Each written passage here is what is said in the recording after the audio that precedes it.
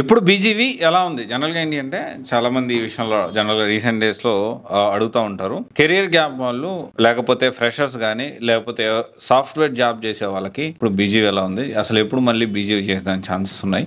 So ఈ వీడియోలో దాని గురించి మాట్లాడుకుందాం. ఇక్కడ ఒక విషయం ఏంటి అంటే చాలా మంది కంగారు పడిపోతూ ఉంటారు. ఎస్పెషల్లీ ఎవరైతే కెరియర్ గ్యాప్ అంటే లేని ఎక్స్పీరియన్స్ ఉన్నట్టు చూపించుకొని వెళ్తూ ఉంటారు వాళ్ళు కంగారు పడుతూ ఉంటారు. So basically step by step మనం అర్థం చేసుకునే ప్రయత్నం చేద్దాము. సో జనరల్లీ ఫస్ట్ ఏంటి అంటే ఎప్పుడైనా BGV most of the companies ఇప్పుడు ఉన్న సిచ్యువేషన్లో ఆఫర్ లెటర్ రిలీజ్ కాకముందే బీజీవీ చెక్ చేసేసి సో బీజీవీ అన్ని డాక్యుమెంట్స్ అన్ని తీసేసుకుని ఓకే అనుకుంటే తీసేసుకుంటున్నారు. సో అలా కాకుండా ఈ బీజీవీలో కూడా దీనికి సంబంధించి డైరెక్ట్ కంపెనీనే బీజీవీ చేసేది ఒక పద్ధతి. అట్లా కాకుండా థర్డ్ పార్టీ కేవలం బీజీవీ కోసమే ఒక కంపెనీకి మీరు బీజీవీ చేయండి అని చెప్పి ఇస్తూ ఉంటారు, అది ఒక పద్ధతి. ఇలా కాకుండా డైరెక్ట్ రిక్రూట్మెంట్ కాకుండా థర్డ్ పార్టీ అంటే మన ఎగ్జాంపుల్ ఎక్స్ఎన్ ఎంఎన్సీ కంపెనీకి మనం పనిచేసినప్పటికీ మన పేరోల్ అనేది ఇంకో కంపెనీ పేరు మీద రన్ అవుతూ ఉంటుంది. ఇప్పుడు దీనికి సంబంధించి బీజీవీ ఎవరు చేస్తారంటే పేరోల్ ఎవరైతే కంపెనీ ఉందో ఆ కంపెనీ బీజీవీ చేస్తుంది. మళ్ళీ అగైన్ ఆ కంపెనీ కూడా డైరెక్ట్గా ఆ కంపెనీ చేయొచ్చు, లేకపోతే ఒక కంపెనీకి చేయమని అడగొచ్చు, జనరల్గా బేసికల్లీ అర్థం చేసుకోవడానికి.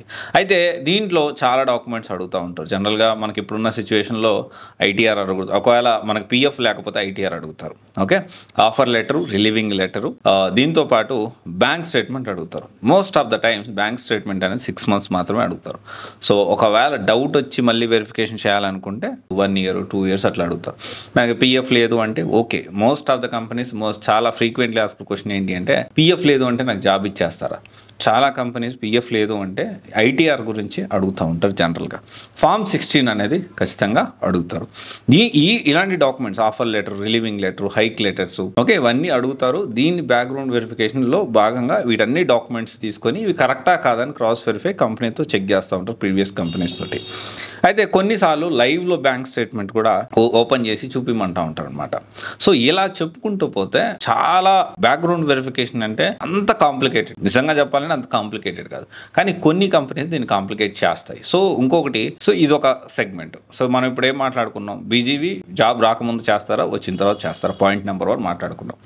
సో 2 రకాలుగా చేస్తారు. Most of the times offer letter release కాకముందే, జాబ్లో జాయిన్ అవ్వకముందే బ్యాక్గ్రౌండ్ వెరిఫికేషన్ అనేది చేస్తారు. పాయింట్ నెంబర్ 2 వచ్చేసి ఈ చాలా రకాలుగా బ్యాక్గ్రౌండ్ వెరిఫికేషన్ అనేది చేస్తూ ఉంటారు. సో డాక్యుమెంట్స్ ఏమేమి డాక్యుమెంట్స్ అనేది బేసిక్గా మీకు అప్డేట్ చేశాను. తర్వాత వచ్చేసి ఏంటి అంటే ఒకసారి బ్యాక్గ్రౌండ్ వెరిఫికేషన్ అయిపోయింది, డాక్యుమెంట్స్ అన్ని తీసేసుకున్నారు, సక్సెస్ఫుల్గా ఒక 2 years జాబ్ చేస్తున్నారు, అదే 2 years నుంచి చేస్తారు. ఇలాంటి సందర్భాల్లో మళ్ళీ బ్యాక్గ్రౌండ్ వెరిఫికేషన్ చేస్తారా? ఎస్, చేస్తారు. ఇలాంటి సందర్భాల్లో జాబ్ వచ్చి 2 సంవత్సరాల తర్వాత అయినా కానీ ఇప్పుడు ఫస్ట్ ఎలాంటి కేసెస్లో మళ్ళీ వెరిఫికేషన్ చేస్తారో మనం మాట్లాడుకుందాం ఇప్పుడు థర్డ్ పాయింట్గా.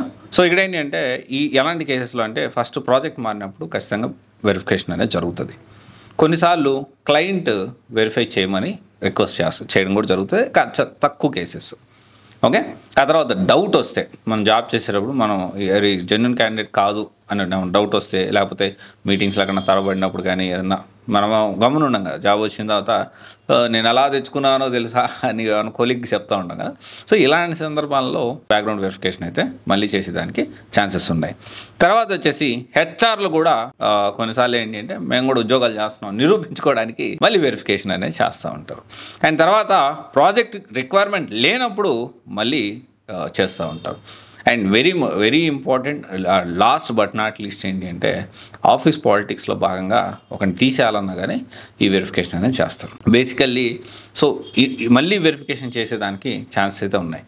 కానీ ఇక్కడ ఒకటే విషయం మనం అర్థం చేసుకోవాల్సిన విషయం ఏంటంటే if the project is ongoing project ఉండి రెగ్యులర్గా మనకు వర్క్లు టాస్క్ అసైన్ చేస్తాం మనం కీ పర్సన్ అయితే 99% మన దగ్గర రారు, మన జోలికి రారు. సో జాబ్ నుంచి తీసేయడానికి అలాంటి ప్రాసెస్లు అయితే జరగవు. ఇంకొక విషయం వచ్చేసి ఏంటి అంటే కొన్ని సినారియోస్లో టీమ్ లీడ్ కానీ మేనేజర్లు కూడా అలా తీసేయొద్దు, సో మంచి రిసోర్స్ మనకి అని చెప్పి ఛాన్సెస్ కూడా ఉన్నాయి సబ్జెక్ట్ వస్తాయి. అయితే ఎట్టి పరిస్థితుల్లో ఇప్పుడు బ్యాక్గ్రౌండ్ వెరిఫికేషన్ అనేది ఇప్పుడున్న సిచ్యువేషన్లో ఎలా ఉందంటే depends on company to company, project to project ఉంది.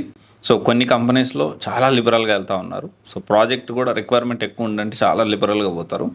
ప్రాజెక్ట్ రిక్వైర్మెంట్ తక్కువ ఉంది అనుకుంటే అంత గొప్పగా ఏం లేకపోతే మాత్రం కొంచెం స్ట్రాంగ్గానే బీజీవీ చేస్తారు. అండ్ ఇంకోటి వచ్చేసి ఏంటి అంటే ఈ బ్యాక్గ్రౌండ్ వెరిఫికేషన్ ప్రాసెస్ అంతా కూడా కొన్ని కంపెనీస్ టేక్ ఓవర్ చేస్తూ ఉన్నాయి. Example digi verify company. ఇప్పుడు డిజీ వెరిఫై అనే కంపెనీ యూపీఎస్సీకి సంబంధించిన అంటే ఐఏఎస్లు ఐపీఎస్లు జాబ్ ఇచ్చే వాళ్ళని కూడా అది బ్యాక్గ్రౌండ్ వెరిఫికేషన్ అనేది అదే కంపెనీకి ఇచ్చారు, డిజీ వెరిఫై అనే కంపెనీకి ఇచ్చారు. అదే ఇదంతా కూడా మనం ఆలోచించాలి. కాకపోతే చాలామంది ఏంటి అంటే సో కంగారు పడిపోతూ ఉంటారు. అండ్ ఒక విషయం, ఇంపార్టెంట్ విషయం చెప్పాలి. సో ఈ మొత్తం ప్రాసెస్లో కూడా ఓకే, మనకి ఒక కంపెనీలో లేదు మన బ్యాక్గ్రౌండ్ వెరిఫికేషన్ మళ్ళీ చేస్తున్నారు, బాగా అదే పనిగా హెరాస్మెంట్ లాగా ఆ డాక్యుమెంట్ ఈ డాక్యుమెంట్ కంటిన్యూస్ మనం నాక్ చేస్తున్నారు అంటే ఖచ్చితంగా ఎట్టి పరిస్థితుల్లో మనం అంతా మాట్లాడేదన్న డాక్యుమెంట్ సబ్మిట్ చేయనప్పుడు సో మీటింగ్లోకి తీసుకుంటారు. మీటింగ్లోకి తీసుకొని అప్పుడు మిమ్మల్ని టెర్మినేషన్ చేస్తాము ఇంకోటి చెప్తా ఉంటారు. సో ఒకవేళ అలాంటి సిచ్యువేషన్ వస్తే టెర్మినేషన్ లెటర్తో మాత్రం బయటికి రాకండి. సో ఇలాంటి ఏ కేసెస్లో ఉన్నా, మీరు ఏ స్టేజ్లో ఉన్నా, ఓకే, ఎలాంటి పరిస్థితుల్లో ఉన్నా డెఫినెట్లీ నేను మీకు గైడ్ చేస్తాను. సో దానికి సంబంధించి మీతో మాట్లాడి ఎలా ముందుకెళ్ళాలి ఏంటి అని మీకు గైడ్ చేస్తాను. దాన్ని బట్టి మీరు డెసిషన్ తీసుకోవచ్చు. సో ఎట్టి పరిస్థితుల్లో టెర్మినేషన్ లెటర్స్తో మాత్రం బయటికి రావద్దు. ఓకే, మీరు ఒకవేళ మరీ అంతకు ఇబ్బంది అవుతుందండి మీరు పెన్ డౌన్ చేసేయండి. పెన్ డౌన్ చేసి సో రిజైన్ చేసేసి బయటకు వచ్చేసేయండి. అంతేగాని ఎట్టి పరిస్థితుల్లో టెర్మినేషన్ లెటర్తో కంపెనీ నుంచి బయటికి రావద్దు. ఓకే, ఇది ఒకసారి ఆలోచించండి. సో ఇది జనరల్గా ఇప్పుడు బీజీపీ పరిస్థితి ఓవరాల్గా ఏంటి అనేది నేను చెప్పడం జరిగింది. ఇన్ డీటెయిల్గా case by case me situation బట్టి నేను మీకు గైడ్ చేయడానికి ప్రయత్నం చేస్తాను. Thank you. This is Raj signing off.